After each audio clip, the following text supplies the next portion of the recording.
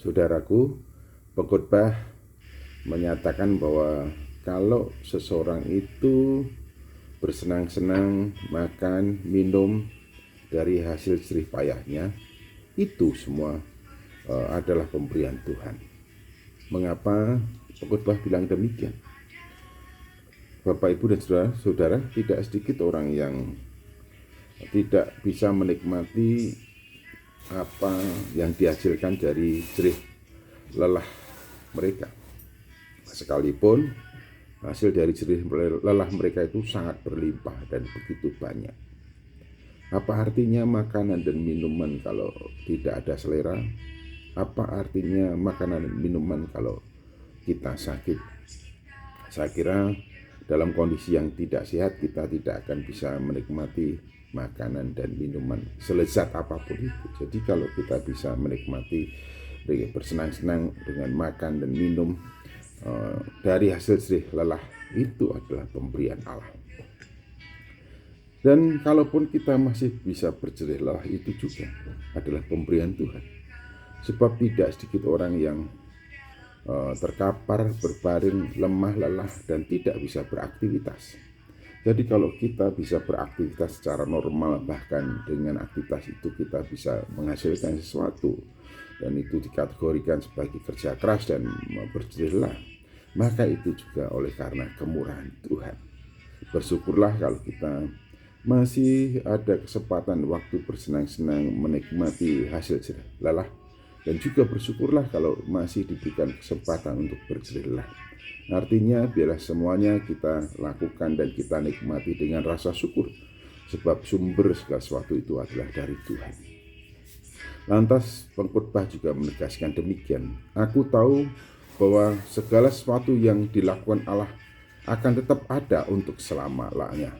Itu tak dapat ditambah dan tak dapat dikurangi. Allah berbuat demikian supaya manusia takut akan Dia. Yang sekarang ada dulu sudah ada, dan yang akan ada sudah lama ada, dan Allah mencari yang sudah lalu. Apa artinya ini? Kita semua adalah buatan Allah. Kita diciptakan dalam Kristus Yesus yang telah direncanakan Allah sebelumnya supaya kita hidup di dalamnya untuk melakukan pekerjaan baik. Jadi sebenarnya segala sesuatu berkenaan dengan hidup kita, Allah telah mendesain bangun sedemikian rupa supaya kita berkarya dan melakukan sesuatu yang baik, pekerjaan yang baik. Dan ketika kita jatuh, Allah sudah memulihkan kita supaya kita kembali kepada seperti apa yang Allah kehendaki dan rancangkan dalam hidup kita. Dan kalau kita hidup sesuai dengan maksud dan kehendak Allah bagi kita, maka sesungguhnya kita akan menikmati kehidupan kita sejahtera. Nah, mengapa Allah merancang bangun sedemikian rupa? Agar manusia itu bahagia, sejahtera, dan agar manusia itu dapat menikmati hari-hari hidupnya dengan penuh keindahan dan kenyamanan, kebahagiaan, dan sukacita. Sebab Allah berbuat demikian supaya kita manusia hidup takut akan Allah. Jadi kalau kita hidup takut akan Allah, artinya kehidupan kita dijalani sesuai dengan maksud dan kehendak Allah bagi kita. Kita berbuat ini dan itu di dalam nama Allah dan untuk hormat, puji, dan kemuliaan nama Allah.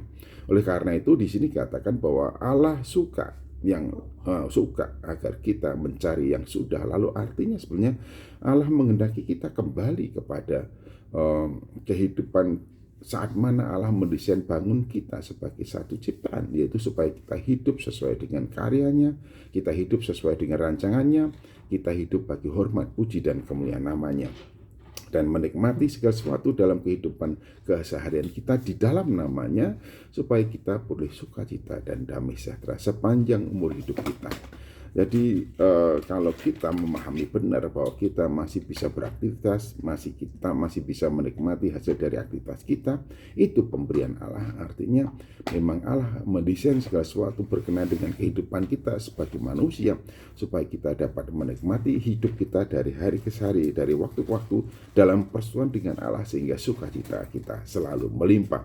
Dalam segala keadaan, dalam segala kondisi kehidupan kita, percayalah jikalau Allah masih menggelar kehidupan kita, tak ada sesuatu pun yang dapat merenggut nyawa kita, tak ada sesuatu pun yang dapat mengganggu kehidupan kita, sekalipun kita berada dalam kondisi tekanan yang sedemikian dahsyat.